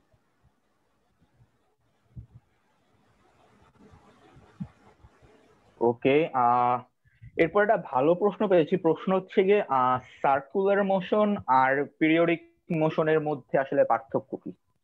ঠাকুর ভাই। ওকে, পিরিয়ডিক মানে হচ্ছে রিপিট হবে, একটা সার্টেন পিরিয়ড পর পর রিপিট হবে। হ্যাঁ, এখন সেটা সার্কুলারই হইতে হবে, নট নেসেসারিলি। না, একটা এলিপ্টিক্যাল মোশনও একটা পিরিয়ডিক মোশন, কারণ ও একটা সার্টেন টাইম পিরিয়ড পর পর একই পয়েন্টে ব্যাক করতেছে। যেমন প্ল্যানেটের অরবিট, এগুলো কিন্তু পিরিয়ডিক মোশন, এগুলো কিন্তু সার্কুলার মোশন না, ক্লোজ টু সার্কুলার বাট পুরোপুরি সার্কুলার না, ওগুলো কিছুটা এলিপ্টিক্যাল। পিরিয়ডিক মানে হচ্ছে রিপিট হইতে হবে, আর সার্কুলার মানে হচ্ছে একদম সহজ ভাষায় একদম পারফেক্ট একটা সার্কেল ফলো করতে হবে। তো সার্কুলার হইতে হলে আমার কি হইতে হবে, তার সেন্টার অফ অরবিট থেকে তার পজিশনের ডিসটেন্সটা, মানে যেটা সার্কেলের রেডিয়াস, এটা অলওয়েজ কনস্ট্যান্ট থাকতে হবে। সো এটা হচ্ছে সার্কুলার মোশন আর পিরিয়ডিক মোশনের ডিফারেন্স। আমি হালকা একটু অ্যাড করি, সেটা হচ্ছে যে পিরিয়ডিক মোশন মানে হচ্ছে যে যেটা আর কি একটা সার্টেন পিরিয়ড পর পর রিপিট হতে থাকবে, একটা সার্টেন পিরিয়ড, ওটা আমরা ক্যাপিটাল টি দিয়ে বুঝাই। তো ওই পিরিয়ড পর্যন্ত মানে ওটার পর পর ওই এক্সাক্ট মোশনটা রিপিট হতে থাকে। তো পিরিয়ডিক মোশনের আন্ডারে simple harmonic, circular motion, electrical motion সবগুলাই কিন্তু পিরিয়ডিক মোশন। পিরিয়ডিক মোশন একটা জেনারেল টার্ম আর কি। তো ওইটার আন্ডারে তোমার সার্কুলার মোশনও পড়ে, তোমার কি বলে ইলেকট্রিক্যাল মোশন যেটা বললো ঠাকুর ভাই ওটাও পড়বে, তারপরে সিম্পল হারমোনিক মোশন সবকিছুই পড়বে। ওই ঘড়ির পেন্ডুলাম যেটা যেটা আসলে সিম্পল হারমোনিকও হয় দেন আবার পিরিয়ডিকও হয়। ওইটাও পিরিয়ডিক মোশন। হ্যাঁ, মানে দুইটা অনেক ক্ষেত্রে সিমিলার হলেও সেম না এক্স্যাক্টলি তাই না। ওই যে ওভাবে বলতে পারি আমরা সব সার্কুলার মোশনই পিরিয়ডিক মোশন, বাট পিরিয়ডিক মোশনই সার্কুলার মোশন সার্কুলার না। অ্যালকালি আর অ্যাসিডের ক্ষেত্রে যেটা, অ্যালকালি আর বেসের ক্ষেত্রে যেটা কাজ করে। হ্যাঁ সিম্পল হারমোনিক মোশনের ক্ষেত্রে মনে হয় বলা যায়। আমাদের ইংরেজির ভাষায় কি বলা যায় নাকি যে দ্যাট সব জায়গায় বসানো যায় কিন্তু উইচ সব জায়গায় বসানো যায় না, এটা এরকম কিছু? তাহলে তো আমিও ফিজিক্স কিছুটা বুঝে গেলাম বোধহয়, না? হ্যাঁ সেটাই স্যার। হ্যাঁ যাক, অসুবিধা নাই, বৃদ্ধ বয়সে এইজন্য তো স্যার টক শো করতেছি স্যার। না, আমার খুব ভালো লাগতেছে আর কি। হ্যাঁ, আমার খুবই ভালো লাগতেছে। এটাই আমাদের টক শোর যে একটা বিষয় একাধিক জনে তোমরা ডিসকাশন করছো। Thank you, please proceed on. যেটা বলতেছিলাম যে আসলে সিম্পল হারমোনিক মোশনের ক্ষেত্রেও একইভাবে বলা যায় যে সকল সিম্পল হারমোনিক মোশনই আসলে পিরিয়ডিক মোশন, বাট সব periodic motion simple harmonic motion না, এভাবে বলা যায়। মারুফ ভাই কি মনে হয়, বলা যায়? হ্যাঁ, অবভিয়াসলি সিম্পল হারমোনিক মোশন একটা পিরিয়ডিক মোশন, বাট সব পিরিয়ডিক মোশন সিম্পল হারমোনিক হইতে হবে এমন না। আর সার্কুলার মোশন আরেকটা বিষয় হচ্ছে কি আমি একটু হাইলাইট করতে চাই, যদি এমন হয় যে একটা বস্তু এমন ভাবে ঘুরতেছে যার ভেলোসিটি এক্সপোনেনশিয়ালি ডিক্রিজ করতেছে, তো প্রতিটা সাইকেল কমপ্লিট করতে তার কিন্তু সমান টাইম লাগবে না, স্টিল সার্কুলার মোশনে থাকবে। তো প্রতিটা সাইকেল বা প্রতিটা রোটেশন, একটা 2π রোটেশন কমপ্লিট করতে প্রথমবারে তার অনেক কম টাইম লাগবে, ভেলোসিটি হচ্ছে অনেক হায়ার, ট্যানজেনশিয়াল ভেলোসিটি অবভিয়াসলি, এবং এটা এক্সপোনেনশিয়ালি ডিক্রিজ করতেছে। যেহেতু এক্সপোনেনশিয়ালি ডিক্রিজ করতেছে, টাইমটাও কি হবে ওই রেশিওতে বাড়তে থাকবে। তো প্রতিটা সাইকেল কমপ্লিট করতে তার সবসময় যে সমান টাইম লাগবে তা কিন্তু না, প্রথমে খুব কম লাগবে, তারপর আরো বেশি, তারপর আরো বেশি, তারপর আরো বেশি। সে কোনোদিন থামবে না, সে ট্রাই করবে কমপ্লিট করার। হয়তো একসময় গিয়ে টেন্স টু ইনফাইনাইট টাইম লেগে যাবে, যখন তার ভেলোসিটি টেন্স টু 0 চলে আসবে, ট্যানজেনশিয়াল ভেলোসিটি। তো ইন দ্যাট কেস ওটা তখন সার্কুলার থাকবে ডেফিনেটলি, বা তার পুরো এই পর্যন্ত আর যতগুলো সাইকেল কমপ্লিট করছে এই পুরো টাইমটা সে সার্কুলার ছিল, বাট পিরিয়ডিক নাও হতে পারে, কারণ তার পিরিয়ডটা কনস্ট্যান্ট না, মানে পিরিয়ডটা ভ্যারি করতেছে প্রতি সাইকেলে। তো এই ধরনের কেসটা হতে পারে। In that case circular motion non পিরিয়ডিকও হতে পারে, অ্যাপিরিয়ডিক মোশন যেগুলো আর কি। হ্যাঁ, এটা আমরা পয়েন্ট আসলে মিস করে গেছি। কনস্ট্যান্ট ভেলোসিটির সার্কুলার মোশন হলে পিরিয়ডিক হবে, অ্যাক্সেলারেটিং বা ডিসেলারেটিং সার্কুলার মোশন হলে অবশ্যই আমার এটা পিরিয়ডিক থাকবে না, কনস্ট্যান্ট ভেলোসিটির সার্কুলার মোশন হতে হবে। এমন এখানে একটা ওই যে পিরিয়ডিক মোশনে আমি একটা এক্সাম্পল ইউটিউবে কোন একটা ভিডিওতে দেখছিলাম, ওটা আমি একটু শেয়ার করি।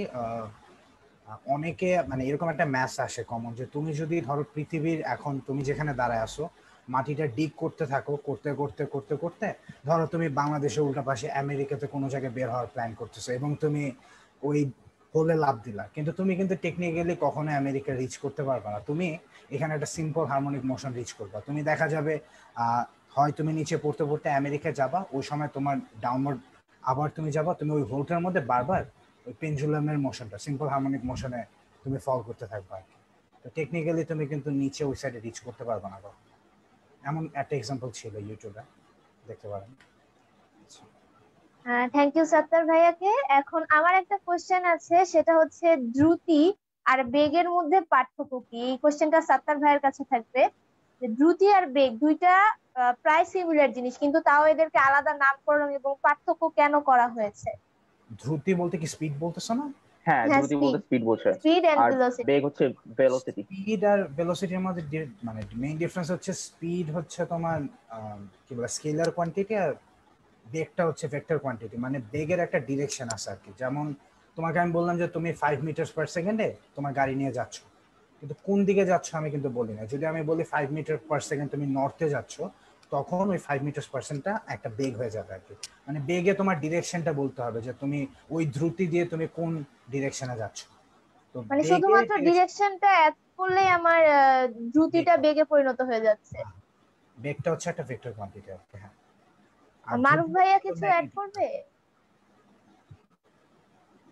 না, আমি এটার সাথে একমত যে সেটা হচ্ছে গিয়ে যে আচ্ছা, যদি আমরা এইভাবে দেখি, ধরো আমাকে যদি বলা হয় যে প্রতি মোমেন্টে মোমেন্টে আমাকে বেগ বলে দিল, তাহলে আমি বের করে ফেলতে পারবো সে হচ্ছে গিয়ে মানে কোন কোন পয়েন্টে ছিল।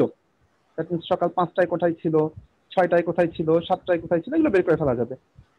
তো বাট যদি আমাকে প্রতিবার দ্রুতি বলে দেয়, আমি কিন্তু এটা কখনোই ডিফাইন করতে পারবো না যে সে কখন কোথায় ছিল। আমি যদি এইটুক জানবো সে কতটুকু পথ ট্রাভেল করছে, বাট আমি কখনো বলতে পারবো না সে কোন টাইমে কোথায় ছিল। আর যদি আমাকে বেগ বলে দেয়, আমি বলতে পারবো সে কোথায় কোথায় ছিল, কতক্ষণ, কয়টা বাজে কোথায় ছিল এবং কতটুকু পথ ট্রাভেল করছে, আমি দুইটাই বলতে পারবো যদি আমাকে প্রতি মোমেন্টে মোমেন্টে ভেলোসিটি বলে দেওয়া হয়। তো এটাই হচ্ছে ফান্ডামেন্টাল পার্থক্য, যে দ্রুতি তোমাকে আইডিয়া দিবে যে তোমার অবস্থান কি রেটে চেঞ্জ হচ্ছে, আর বেগ আইডিয়া দিবে কি রেটে কোন দিকে চেঞ্জ হচ্ছে। দ্যাটস ওয়াই বেগ থেকে আমরা সবসময় কি পেয়ে যাব, বস্তু কোন সময়ে কোথায় ছিল পেয়ে যাব। বাট দ্রুতি থেকে আমরা কি পাবো, সে টোটাল কতটুকু ডিস্টেন্স হাঁটছে, দ্যাটস ইট। বাট সে কি হেঁটে দূরে কোথাও গেছে না একই জায়গায় বসে আছে, ওটা বলা যায় না। আনলেস সেটা যদি একটা লিনিয়ার মোশন হয় বা একটা linear one directional linear motion হলে সেক্ষেত্রে বলা যেতে পারে। ওকে, আচ্ছা, খুব সিম্পল এক্সাম্পল হবে এরকম যে মানে তুমি যদি চিন্তা করো যে তুমি জগিং এ গেলা, সকালবেলা জগিং করে বাসায় ফেরত আসলা, তোমার টোটাল জগিং এর শেষ পর্যন্ত তোমার শুরু থেকে শেষের মধ্যে অ্যাভারেজ বেগ যদি চিন্তা করো, অ্যাভারেজ বেগ 0, কারণ তুমি যেখান থেকে স্টার্ট করছো ওখানেই আবার এসে এন্ড করছো, তোমার পজিশনের কোনো পরিবর্তন হয় নাই, তোমার অ্যাভারেজ বেগ 0 বা অ্যাভারেজ ভেলোসিটি 0। কিন্তু অবশ্যই তুমি যদি তোমার ফিটনেস ব্যান্ডে তাকাও, তুমি দেখবা যে তুমি এত কিলোমিটার পাথ ট্রাভেল করছো। সো এত কিলোমিটার যে পাথ ট্রাভেল করছো, ওই পাথটা হচ্ছে তোমার তোমার একটা দ্রুতি ছিল, প্রতি মোমেন্টে তোমার দ্রুতি ছিল, তোমার একটা অ্যাভারেজ দ্রুতি অবশ্যই আছে। তুমি যদি আধা ঘন্টা জগিং করে 10 কিলোমিটার 5 কিলোমিটার গেছো, আবার 5 কিলোমিটার ফেরত আসছো, তাহলে তোমার একটা অ্যাভারেজ দ্রুতি বা অ্যাভারেজ স্পিড অবশ্যই বের করতে পারবা তুমি 10 kilometre divided by 30 minutes. So এটা হচ্ছে আমার বেগ আর দ্রুতির ফান্ডামেন্টাল ডিফারেন্স। মানে বেসিক পার্থক্যটা শুধুমাত্র ডিরেকশনের উপরে, যে একটা ডিরেকশন দিচ্ছে আর একটা দিচ্ছে না। ওকে, ঠিক আছে। এটাকে কি আমরা এভাবে বলতে পারি যে মানে এই দ্রুতি আর বেগ এই দুটা তো মেইনলি ডিপেন্ড করতে, মানে পার্থক্য হচ্ছে মেইনলি অতিক্রান্ত দূরত্বের কারণে আর সরণের কারণে, তাই না? তো আমরা বলতে পারি যে প্রথম বিন্দু আর শেষ বিন্দুর বরাবর সরলরৈখিক ভাবে যে বেগ, কি বলবো, যে দ্রুতিতে যাচ্ছে সেটাই বেগ। সাথে দিকটাও বলতে হবে না, ওই যে আমি বলে নিলাম যে আমার সরলরৈখিক ভাবে যাচ্ছি, এটা কি এনাফ না? হ্যাঁ, মানে সরলরৈখিক ভাবে প্রথম বিন্দু থেকে দ্বিতীয় বিন্দুতে যাচ্ছে নাকি দ্বিতীয় বিন্দু থেকে প্রথম বিন্দুতে যাচ্ছে? লাইক ধরো একটা আমি যাচ্ছি, আমি তো একটা থেকে একটা জায়গায় নানাভাবে যেতে পারি, লাইক আমি এইভাবে এঁকে বেঁকে যাচ্ছি, এখন আমি এঁকে বেঁকেই গেলাম, বাট আমি এখন ফার্স্ট পয়েন্টের সাথে লাস্ট পয়েন্টটা একটা সরলরেখা টানলাম, তাহলে দিক কি ওই সরলরেখাটা হবে? হ্যাঁ, দিক অবশ্যই ওই সরলরেখাটা হবে বেগের জন্য। ওকে, তাহলে এখন যে প্রশ্নটা, আসলে একটা ভালো একটা প্রশ্ন পাইছি, যে যখন কোনো কিছু ঘুরাবো তার আসলে বেগটার দিক কি হবে? মারুফ ভাই। একটা বস্তু যখন চলে বা মুভ করে, তখন বস্তুর ভেলোসিটি হয় তার যে ট্র্যাজেক্টরি আছে, ওই যেই পয়েন্টে আছে ওই পয়েন্টে যদি আমরা ট্যানজেন্ট রাখি, ওই ট্যানজেন্টের ডিরেকশনে।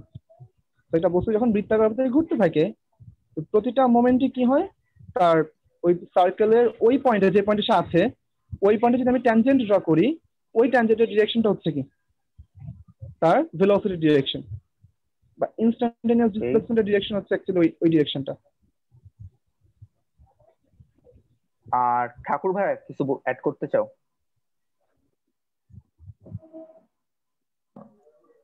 না, এটাই তোমার প্রতি মোমেন্টে যদি তুমি বেগের কথা চিন্তা করো তাহলে অবশ্যই হচ্ছে তোমার বেগটা হচ্ছে ওই যে মার্ক যেটা বললো ট্যানজেনশিয়াল ডিরেকশনে, তোমার ওইটাই হচ্ছে বেগ। ঠিক আছে।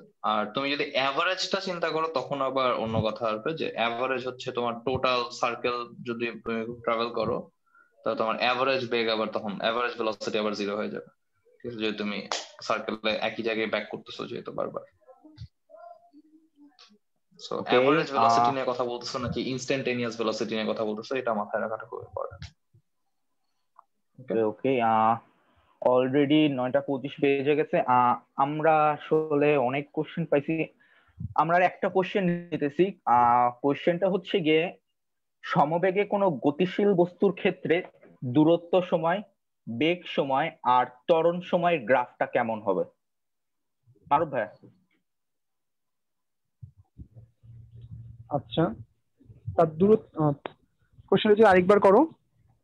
কোশ্চেন হচ্ছে কি, কোন একটা বস্তু সমবেগে যাচ্ছে মানে ভেলোসিটি কনস্ট্যান্ট, তো সেই ক্ষেত্রে দূরত্ব সময়, বেগ সময় আর ত্বরণ সময় এই তিনটা জিনিসের গ্রাফটা কেমন হবে? দূরত্ব যে অতিক্রান্ত দূরত্বের গ্রাফটা হবে y এক্সিস বরাবর যদি আমি অতিক্রান্ত দূরত্ব s লিখি এবং x এক্সিস বরাবর যদি আমি t রাখি, এটা মূল বিন্দুগামী সরলরেখা হবে, যে সরলরেখার ঢাল হবে তার বেগের সমান। এটা হচ্ছে দূরত্ব ভার্সেস টাইম গ্রাফ। যদি ভেলোসিটি ভার্সেস টাইম গ্রাফ দেখি তাহলে সেটা হবে কি, x এক্সিস এর প্যারালাল একটা স্ট্রেট লাইন, আর যেটা সমবেগে যাচ্ছে তার কোনো ত্বরণ নাই, তো তার যেটা আসবে গ্রাফটা আসবে হচ্ছে গিয়ে একটা লাইন যেটা হচ্ছে x এক্সিস এর সাথে মার্জ করে গেছে, তো আলটিমেটলি তোমার পুরো প্লটটা ফাঁকা থাকবে। ঠাকুর ভাইয়া কি কিছু অ্যাড করতে চাও? না, হ্যাঁ, এটা আই থিংক সেলফ এক্সপ্লেনেটরি, খুবই একদম ওইটাই হবে। আমার মনে হয় সাত্তার ভাইয়া যদি এটা শো করতে পারতো স্ক্রিনে তাহলে মনে হয় বেটার হতো, মানে যারা দেখতেছে, যারা কোশ্চেন করছে তাদের জন্য উত্তর সুবিধা হবে। সাত্তার ভাই, সেটা কি করা যাবে? আচ্ছা, আমি দেখাই এটা স্ক্রিনে থাকবে। একটা মিনিট।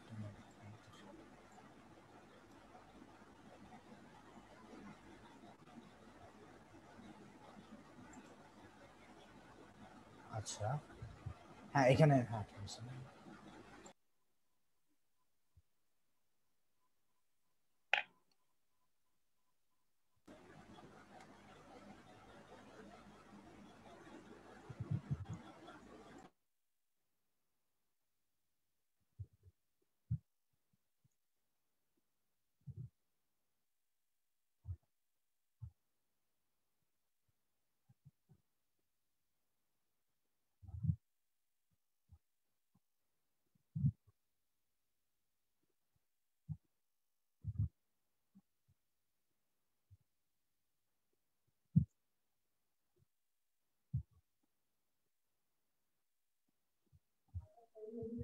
আই থিংক দেখা যাচ্ছে ক্লিয়ারলি।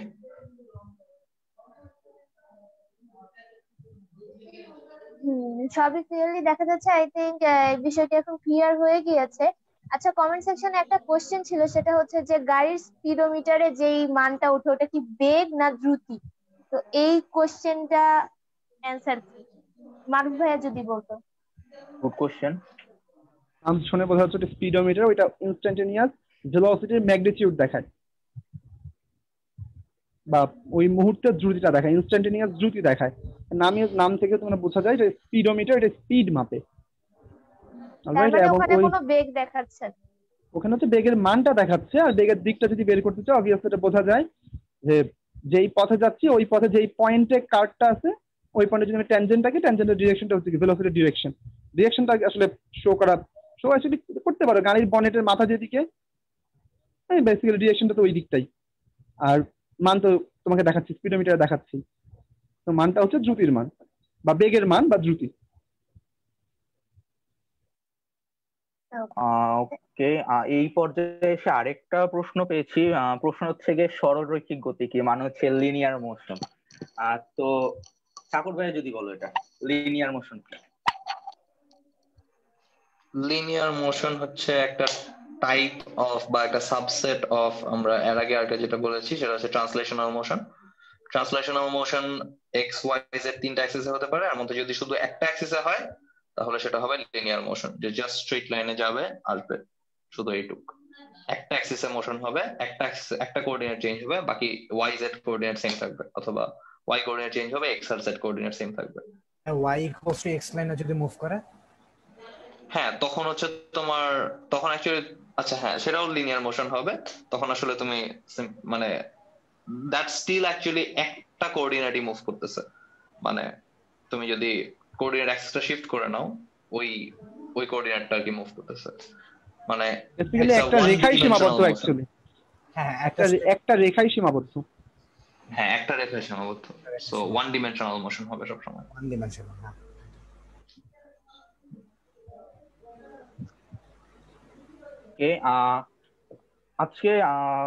আজকে না মেবি গতকালকে আমাদের উইলসিলো স্কুল কলেজের শিক্ষক মোহাম্মদ দাউদ ইকবাল স্যার একটা ভিডিওতে আমাদের শুভেচ্ছা বাণী পাঠিয়েছিলেন। সেখানে তিনি উল্লেখ করেছিলেন যে বিশেষ করে ক্লাস 9-10 এর স্টুডেন্টরা এই ফলোইং অবজেক্টের ক্ষেত্রে ম্যাথে ভুল বেশি করে, মানে পরন্ত কোন বস্তুর ক্ষেত্রে যে ম্যাথগুলো আসে সেইগুলাই বেশি ভুল করে।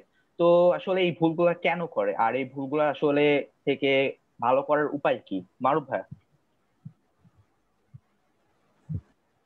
আচ্ছা, ভুলের একটা কারণ হতে পারে যে মানুষ যদি নর্মালি অনেক ক্ষেত্রে আমি দেখেছি যে স্টুডেন্টরা গতির ম্যাথ গুলাকে একটা রকমের একভাবে কনসিডার করে, তারপরে ফলিং বডিজের ম্যাথ গুলার সূত্রগুলাকে মনে করো ওটা ডিফারেন্ট ফর্মুলা বা নতুন কিছু নতুন ভাবে অ্যাপ্লাই করতে হবে।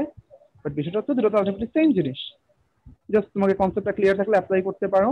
তো আমার যেটা মনে হয় যে অনেক সময় যেটা ডিরেকশন হিসাব করতে ভুল করে, আর মানে ভেক্টর যে কোয়ান্টিটি গুলো আছে ওগুলোর সময় যে ডিরেকশন আপওয়ার্ড আর ডাউনওয়ার্ড মোশনের সময় যে প্লাস মাইনাসের ইয়া করতে হয়, এই জিনিসটা বসাইতে অনেক সময় ভুল করে। এটা জেনারেলাইজ রুল ফলো না করে নর্মালি দেখা যায় যে বিভিন্ন জায়গায় জি এর মান কেউ প্লাস ইউজ করে, কেউ মাইনাস ইউজ করে। স্টুডেন্ট অনেক সময় যে বোঝে না যে কোথায় প্লাস কোথায় মাইনাস ইউজ করছে, অর একটা ইয়া হয়ে না,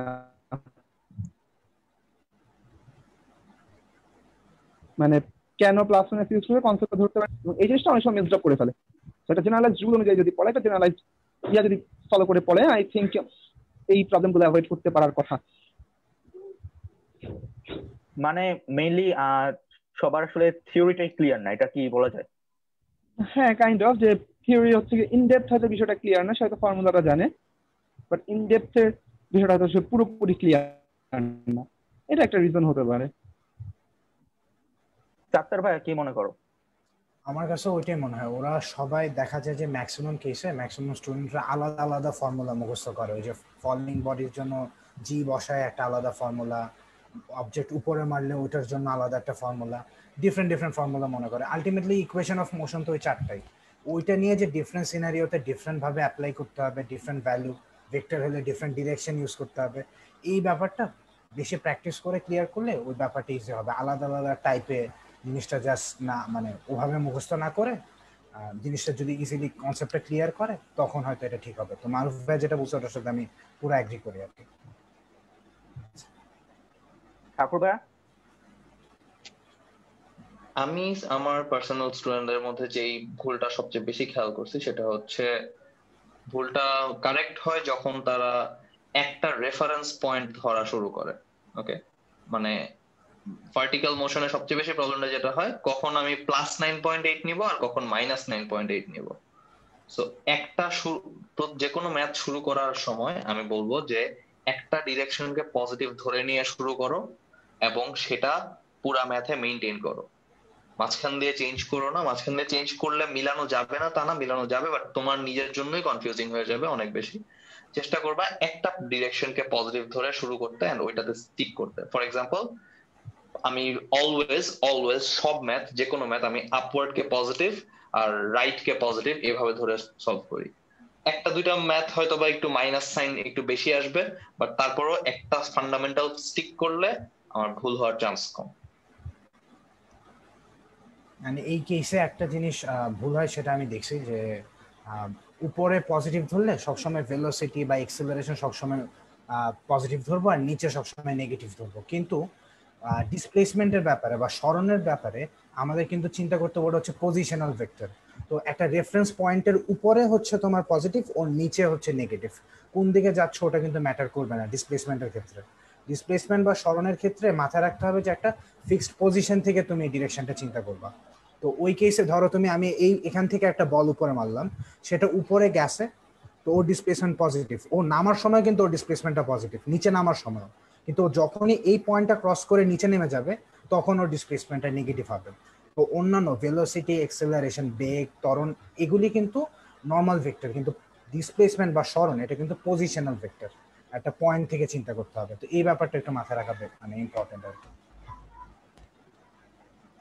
ওকে, এখানে আরেকটা প্রশ্ন পেয়েছি এই পয়েন্টটাতে, যে আসলে তাহলে এই ওয়াই এক্সিস এর ক্ষেত্রে জি এর মানটা ঠিক কিভাবে কি হবে? লাইক মনে হয় বলতে চাচ্ছে যে আমরা যদি উপরে যখন কোনো কিছু ছুঁড়ে মারি তখন কি হয়, আমাদের জিটা আমরা নর্মালি মাইনাস ধরে নিই, তাই তো? এখন আমি একটা পয়েন্ট তুললাম, এক্স এক্সিস আর ওয়াই এক্সিস যেখানে সে মিলতেছে, মানে 0 পয়েন্টে এর নিচে যখন যাবে সেখানে তো আমার জিটা প্লাস হিসেবে কাজ করতেছে। তাহলে আসলে কিভাবে কি? কিন্তু আমরা তো জানি নিচে গেলে ওয়াই এক্সিস মাইনাস হয়ে যায়, কিন্তু আমরা এখানে আবার জি এক্সিস প্লাস, জিটা প্লাস ধরে করতেছি কেন? কোয়েশ্চেনটা আরেকবার করো, ক্লিয়ারলি বুঝলাম না কোশ্চেনটা। মেবি যেটা বুঝাতে চাচ্ছে সেটা হচ্ছে গিয়ে এক্স এক্সিস আর ওয়াই এক্সিস যেখানে এসে মিলছে, মানে 0 পয়েন্টের নিচে তো যে ওয়াই বার সেটা তো মাইনাস। এখন কোনো কিছু যদি নিচে যায়, নিচে গেলে তো আমরা জি এর মান আমরা তো তখন প্লাস ধরি কেন? নিচে গেলে কেন প্লাস ধরি? হ্যাঁ, এখানে তো আমাদের ওয়াইটা তো মাইনাস ছিল। আচ্ছা, এখানে আমি একটু অ্যাড করি, সেটা হচ্ছে আমি যেটা বললাম যে একটা ফান্ডামেন্টালে স্টিক করতে আমি স্টুডেন্টদেরকে রেকমেন্ড করব তোমরা একটু ট্রাই করো নিজে নিজে। এটা যদিও হয়তো বা আগে বইয়ে অন্যভাবে করা আছে, নিজে নিজে একটু ট্রাই করবা যে একটা ফান্ডামেন্টাল ওয়ে মেনটেন করতে। যে আমি আপওয়ার্ডকে পজিটিভ ধরছি তো আমি আপওয়ার্ডকে পজিটিভই ধরবো, জি নেগেটিভ তো জি নেগেটিভই। ফর এক্সাম্পল, ইভেন আমার এই জিনিসটা চেঞ্জ করারও দরকার নেই, আমার মনে হয় এটা খাতায় দেখাইলে একটু ইজি ক্লিয়ার হবে। যে একটা অবজেক্টকে আমি এখান থেকে থ্রো করলাম, এটা উপরে গিয়ে তারপরে এসে নিচে এসে ড্রপ করলো, ঠিক আছে? একটা কমন ইয়ে হচ্ছে উপরে যাওয়ার সময় জি -9.8 আর নিচে নামার সময় জি আবার +9.8। এটা করা যায়, বাট এটা করার চেয়ে আরো একদম মানে কনসেপচুয়ালি সাউন্ড থাকার জন্য যেটা করতে পারো, একটা ডিরেকশনকে অলওয়েজ পজিটিভ ধরলাম, তাহলে আমার এখানে যা ভেলোসিটির ডিরেকশনটা, এখানে আমার ভেলোসিটির ডিরেকশন দেখো উপরের দিকে, এন্ড অ্যাক্সেলারেশনের ডিরেকশন নিচের দিকে। সো আমার অ্যাক্সেলারেশনটা নেগেটিভ আর ভেলোসিটিটা পজিটিভ। আর এই কেসে আমার ভেলোসিটির ডিরেকশনটা নিচের দিকে, সো ভেলোসিটিটা নেগেটিভ, অ্যাক্সেলারেশনটাও নেগেটিভ। সো এই জন্য আসলে আমরা প্লাস দিয়ে করলে অঙ্কটা মিলে যায়, বিকজ হচ্ছে আমরা ভেলোসিটিটাও নেগেটিভ, অ্যাক্সেলারেশনটাও নেগেটিভ। সো আমরা v = u + at তে দুইজনকেই পজিটিভ দেই। বাট ইটস বেটার যে তুমি একটা কনভেনশনে স্টিক করো, যে এটাকে পজিটিভ ধরছো তো ভেলোসিটিকেও নেগেটিভ ধরো, অ্যাক্সেলারেশনকেও নেগেটিভ ধরো। সবসময় অ্যাক্সেলারেশন নেগেটিভ থাকলো সমস্যা নেই, এরকম করে করতে পারো আর কি চাই। ওকে, আমরা আরেকটা লাস্ট কোশ্চেন নিতেছি। কোশ্চেনটা হচ্ছে গিয়ে এই গতি কেন নেগেটিভ হয় না? আমি আসলে এই কোশ্চেনটার মানে বুঝি নাই। মারুফ ভাইয়া, তুমি আসলে কোশ্চেনটা থেকে কি বুঝতে পারো, গতি কেন নেগেটিভ হয় না? গতি নেগেটিভ হয় না বলতে কি বোঝাচ্ছে? আমাদের মানে আমরা ভেক্টর গুলো যদি ওয়ান ডাইমেনশনাল ভেক্টর হয়, একটা ডিরেকশনকে প্লাস একটা ডিরেকশনকে মাইনাস দিয়ে ইন্ডিকেট করি, বাট মানে গতি নেগেটিভ হয় না, আমি কোশ্চেনটা বুঝি নাই। আর স্কেলার কোয়ান্টিটি সবসময় আমরা কি করি, পজিটিভ রাখি, মানে ওগুলোর সাথে মান, যেহেতু আমরা শুধু মানগুলো পজিটিভ রাখি।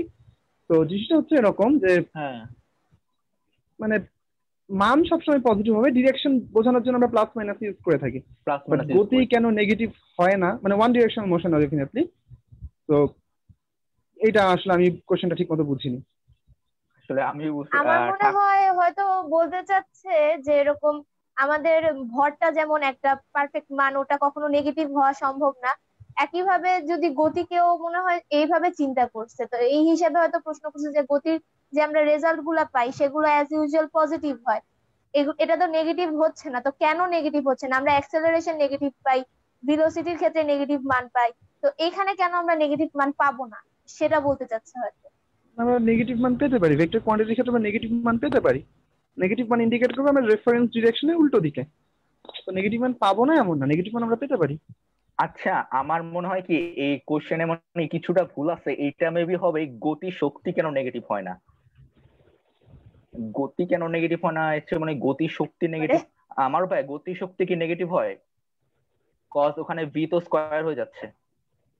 হ্যাঁ, ক্লাসিক্যালি ম্যাথ তো নেগেটিভ না, তো classical kinetic energy half M V square always greater than equals to 0। Classical math negative হয় না, তো classical kinetic energy definitely negative হবে না। ঠাকুর ভাই কি মনে হয় প্রশ্নটা নেই, গতি কেন নেগেটিভ হয় না, কি মনে হয় আসলে প্রশ্নটা কি ছিল?